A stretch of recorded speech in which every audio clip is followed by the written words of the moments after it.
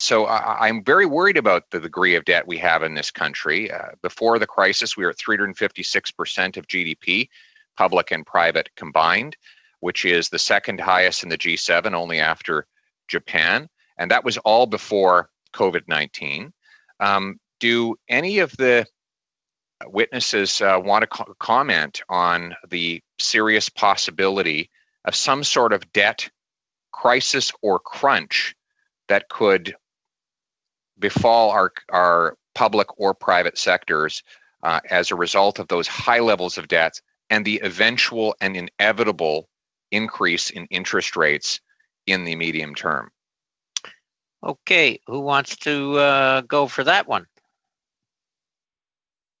Ms. Cooper, go ahead. Okay, I'll take a stab at this. I think it's important to understand exactly, drill down into the mortgage debt and credit card debt parts of household debt.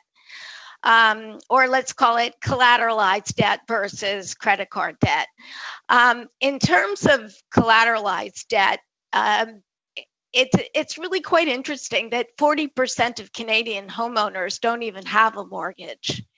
And the Bank of Canada estimates that it's roughly 12% of Canadian homeowners that have mortgages that are at what the bank considers excessive levels. The fact is that 58% of Canadian households have virtually no debt at all. In other words, debt of less than $25,000. And a lot of the time, the policymakers seem to be most concerned about housing debt as opposed to credit card debt, which is certainly not my point of view, and not just because I work for a mortgage lender, but because from a personal perspective, I've never paid just the minimum on a credit card, and I've taught my son not to do that either, because interest rates are so high. Ms. Cooper, I think if everyone was as good with money as you are, then our nation would be in spectacular financial shape. This is to Ms. Cooper. I was fascinated by your testimony. There was a number of pieces that jumped out, so thank you for being here. One of the points that you made was that the federal government should be looking to support viable businesses that will essentially be able to stand on their own 2 feet in the back end of this pandemic. We don't want to throw good money after bad, and I completely agree. However, there is a part of me that wonders, is the federal government really the body to pick winners and losers? Because quite frankly, the private sector can surprise people. There is an entrepreneurial spirit when people have their own skin in the game that oftentimes is more effective than policymakers sitting in a boardroom in Ottawa. And I'm curious, how can we conduct an exercise that will give us confidence that the support that we're putting out there into the marketplace is actually reaching viable businesses and not just delaying the inevitable for businesses that weren't structurally sound going into this pandemic? Exactly. And that's the great conundrum. And I don't believe that it should be politicians or bureaucrats in Ottawa that should be making those decisions. I think businesses themselves, and even the hardest hit sectors, some will be big winners because they're making adjustments. And there's so many examples of them where the businesses that have learned to do business remotely or to provide literally safe services and goods in a very user-friendly way, are going to outperform. And that's going to be different for every sector of the economy. And so you can't have blanket money giveaways. And I do believe that there ought to be private-public coordination in terms of just how these assessments should be made. As an economist, I have to say we need to let the markets work. And that means that if you aren't creditworthy, you shouldn't be able to borrow money. Now, if you aren't creditworthy for a moment in time, for a short period when you're cash strapped for very good reasons, you've been forced not to open your doors and your fixed costs are being paid, that's one thing. But unfortunately, what this pandemic has done is showed us who the weak players were to begin with. And many of those people will not reopen their doors, nor should we subsidize them to make them do so, because it's an inefficient allocation of resources and very unfair to the taxpayer. Okay. Great. Thank you, Mr. Chair, and thank you to all the witnesses for being here. I'll start with Mr. Perreault. In a report that you did last month on the housing market, you estimated that the rebound will be quick, partially because of rebound in immigration. I'm now wondering if you would change that prediction at all, given the latest changes that CMHC has announced for the tightening up of credit. And I might want to also send that to Ms. Cooper as well. Cooper, do you want to add anything? I do. I think the immigration issue is a very important one for the economy as a whole, and certainly for the housing market specifically.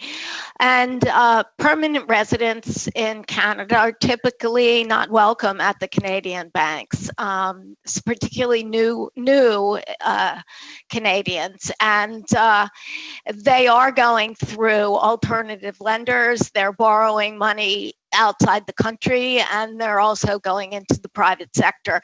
And our assessment is that the CMHC changes will have very little impact. Looking forward, how important is it for our government to ensure that Canadians have access to the training to upgrade their skills, especially in those sectors where they're going to be late to come on and have been impacted severely? I'll throw this out to Mr. Porter first, and then to Ms. Cooper. Okay, Ms. Cooper?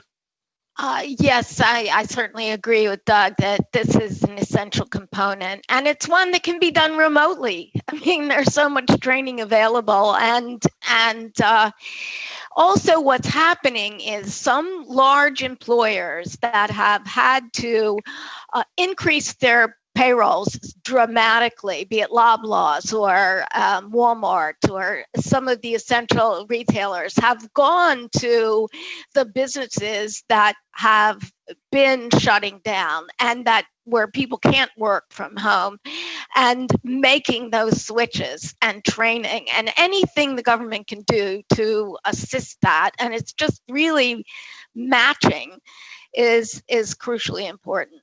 Mr. Burst. So what argument would you level if the government were to ask you, if Parliament were to ask you to no longer use these tax shelters in order to pay less tax to Canada? The next question, Ms. Cooper, fairly tight if you could. Oh, I can make it very tight because I'm no longer a bank economist.